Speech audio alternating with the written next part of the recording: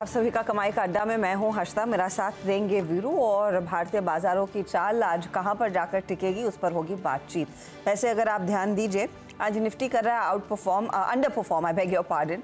Out perform बोलने की इतनी आदत हो गई है, लेकिन अंडर परफॉर्मेंस दिख रहा है। हालांकि आप गौर करिएगा, आज सुबह का जो लो था 21,519 का था, उसके सामने अब थोड़ी सी सिचुएशन बेहतर ही दिखाई दे रही है। अब देखते हैं कल आज का हाई ये ब्रीच कर पाता है या नहीं। दूसरी तरफ बैंकिंग काउंटर्स की हालत ज़्यादा बेहतर है अगर आप निफ्टी के सामने इसे रखते हैं। इंट्राडे में काफ़ी शार्प कट्स देखने को मिले, लेकिन यहाँ पर रिकवरी ज़रूर आई है और करीब करीब 44 पॉइंट की ही गिरावट यहाँ पर अब रह गई है। जो असली आउट परफॉर्मेंस है वो दिख रही है मिड कैप्स में। और मिड कैप्स ने दरअसल आज शुरुआती कारोबार में थोड़ी सी सुस्ती दिखाई थी, लेकिन जैसे जैसे दिन चढ़ा है वैसे वैसे मिड कैप में तेजी और जोर पकड़ती हुई तो करीब करीब आधे % का इजाफा या फिर 229 अंकों का इजाफा देखने को मिल रहा है। एडवांस डिक्लाइन रेशियो बढ़ने वाले शेयरों के पक्ष में है फिलहाल। लेकिन निफ्टी क्या इशारा कर रहा है और निफ्टी बैंक आज एक्सपायरी के दिन क्या सिग्नल्स मिल रहे हैं और क्लोजिंग के लिए सिचुएशन कैसी पड़नी चाहिए? वीरू, क्या किया जाए?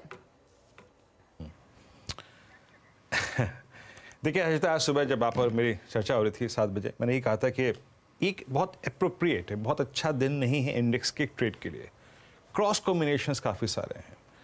सुबह सुबह उस क्रॉस कॉम्बिनेशन का एक इम्पैक्ट देखा हमने। रिलायंस ने सुबह सुबह खुलते ही साथ शुरुआती आधे घंटे में डे हाई क्रिएट कर दिया, ऑल टाइम हाई क्रिएट कर दिया।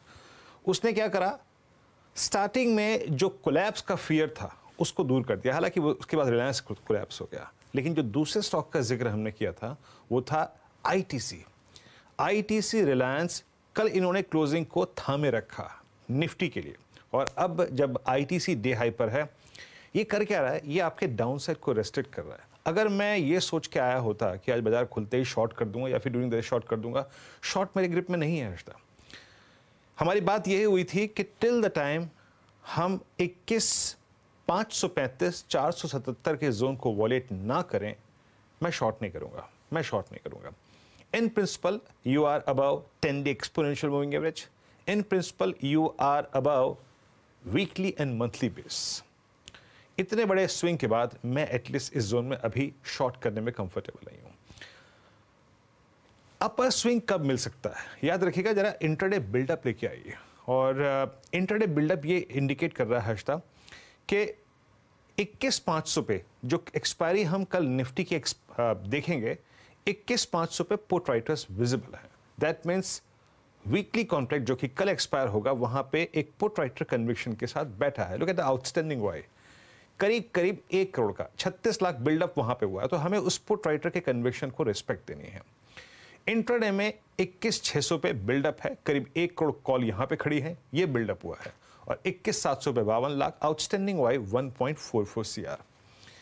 मैं इस डेटा को ऐसे रीड करता हूं हर्षदा, यहां पे जो इंट्राडे में सबसे बड़ा कॉल राइटर है, कहते हैं ना, अति नहीं होनी चाहिए। मैं शॉर्ट नहीं करूंगा, मैं शॉर्ट तभी करूंगा, पोजिशनली शॉर्ट या फिर इंट्राडे शॉर्ट, जब 477 कोलैप्स हो जाएगा। मैं एक और चीज इस क्लोजिंग में कहता हूं हर्षदा, अगर हम 21,510 515 के ऊपर स्पॉट में ड्यूरिंग द डे, मतलब क्लोजिंग में अगर सस्टेन करने लग गए, तो शायद एक शॉर्ट कवरिंग स्विंग आपको टुवर्ड्स 670 690 यानी 21,700 के कॉल राइटर के जोन के पास ले जा सकता है।